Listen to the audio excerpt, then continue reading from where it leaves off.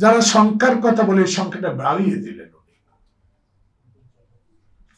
যারা পাহাড়ের এই অশান্তি সৃষ্টি করছে, যারা আমাদের মধ্যে একটা অনৈক্য সৃষ্টির প্রয়াস পাচ্ছে, যারা সামনে নির্বাচনকে নিয়ে বানচালের একটা প্রচেষ্টায় লিপ্ত আছে, যারা নির্বাচনকে মেনে নিতে পারছে না, কেউ কেউ বলা শুরু করেছে আওয়ামী লীগ তো নিষিদ্ধ, নির্বাচন কি করতে পারবে? তাতেও সরকারের আইন মন্ত্রী স্পষ্ট বলে দিয়েছে তারা নির্বাচন করতে পারবে। এসব বিষয়গুলো নিয়ে একটা ঘোলাটে পরিবেশ সৃষ্টি করা হচ্ছে। যে পাহাড় বাংলাদেশের অবিচ্ছেদ্য অংশ, যে বাংলাদেশের জন্য যুদ্ধ করে 71 সালে আমরা এই দেশ অর্জন করেছি, সেই দেশ নিয়ে যদি কেউ বলে আমরা ভারতের অঙ্গরাজ্য হব, আমি জানি না, আমি সামাজিক যোগাযোগ মাধ্যমে পাহাড়ের এক নেতার মুখে শুনেছি ওনারা ভারতের সাথে এক হচ্ছে। সেটা আমার কথা। এইসব উক্তি, এইসব কথায় স্বাধীনতার যে মানহানি হচ্ছে, স্বাধীনতার যুদ্ধে যে আমরা অংশগ্রহণ করে একটা দেশকে এই পর্যায়ে নিয়ে আছি, সুখে দুঃখে এই দেশের বুকে আমরা পতাকাকে ধারণ করে রেখেছি। যে শহীদ, যে একজন মেজর বাংলাদেশের স্বাধীনতা ঘোষণা করে জীবন বিসর্জন দিয়েছেন কার হাতে? যাকে উনি বিদেশ থেকে এনে রাজনীতি করার সুযোগ করে দিয়েছেন। সেই নেতার স্বাধীনতার যোদ্ধা হিসাবে আমরা শঙ্কিত যে পাহাড়ি অঞ্চলে অশান্তি কারা সৃষ্টি করছে, এটা খুঁজে বের করতে হবে সরকার। 5 বছর ক্ষমতায় থাকা বড় কথা নয়, আরো 25 বছর ক্ষমতায় থাকা বড় কথা নয়। 16 বছর তো হাসিনাও ক্ষমতায় ছিল। ক্ষমতা থাকা অর্থ জনগণের স্বার্থ জলাঞ্জলি কোনো কাজ হচ্ছে কিনা সেটা দেখা, বাংলাদেশের মানুষ সুখে আছে কিনা সেটা দেখা, বাংলাদেশের মানুষ ক্রয় ক্ষমতার মধ্যে তার নিত্য প্রয়োজনীয় জিনিস কিনতে পারছে কিনা সেটা দেখা, বাংলাদেশে আইন শৃঙ্খলার পরিস্থিতি ঠিক আছে কিনা সেটা দেখা, বাংলাদেশের ব্যাংকগুলোর অবস্থা কি সেটা দেখা, বাংলাদেশের 16 বছর যে দুর্নীতি, স্বজনপ্রীতি, এর সাথে 10 বছরে যে স্বজনপ্রীতি, যে স্বৈরাচারী কায়দায় দেশ পরিচালনা হচ্ছে সেটা দেখা।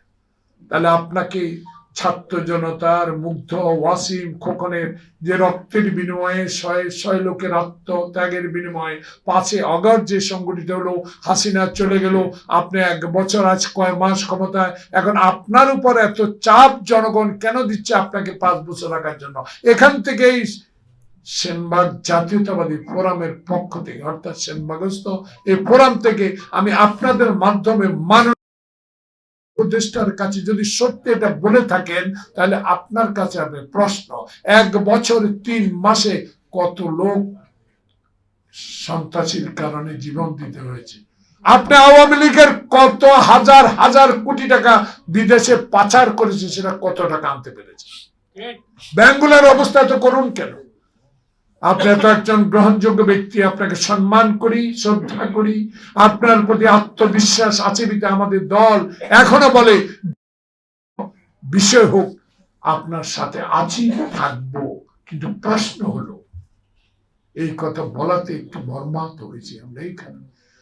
আপনি এত গ্রহণযোগ্য ব্যক্তি, আপনি দেখেন তো 1 বছর কয়েক মাসে আপনি বিদেশে যখন গেলেন কত টাকা এই দেশে ইনভেস্ট হলো, কত টাকা আনতে পারলেন, আপনার এত বন্ধু, এত গ্রহণযোগ্য। তাহলে আরো 5 বছর যদি আপনাকে জনগণ রেখেই দেয়, তাহলে কি 1 বছরের মতোই চলবে? এই বিষয়গুলো আরো গভীরভাবে আমাদেরকে দেখতে হবে। তা আমি আমাদের দলের মুখপাত্র রিজভীর এই কথার সাথে একমত করি। এমন কথা বলা যাবে না নির্বাচনের 3 মাস আগে, যেখানে পাহাড়ে অশান্তি, যেখানে দুর্গা পূজাকে নিয়ে অনেক অশান্তির সৃষ্টি হয়েছে, যেখানে আমাদের প্রধান উপদেষ্টা একটা সম্মানিত ব্যক্তিকে কলকাতার পূজা মণ্ডপে যেভাবে অপমানিত করা হয়েছে, কেউ এটা আমরা গ্রহণ করতে পারি। যে যেভাবে বলুক না কেন, আপনারও উনি একজন গুণী ব্যক্তি, ওনাকে নিয়ে কলকাতায় পূজা হবে, এগুলো করা কি ঠিক হয়েছে?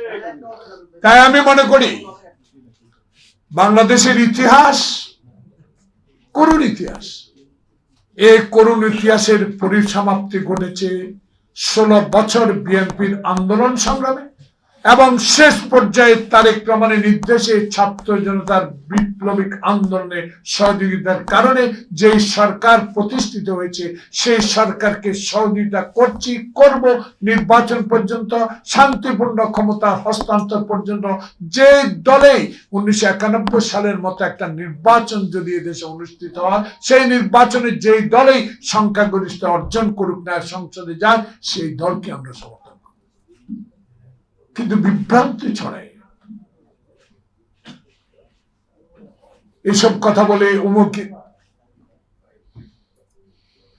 না দিলে নির্বাচন করবো না, অমুক প্রতীক না দিলে নির্বাচন করবো না, অমুকটা না দিলে নির্বাচন করবো না, গণপরিষদের নির্বাচন না দিলে ভোট করবো না।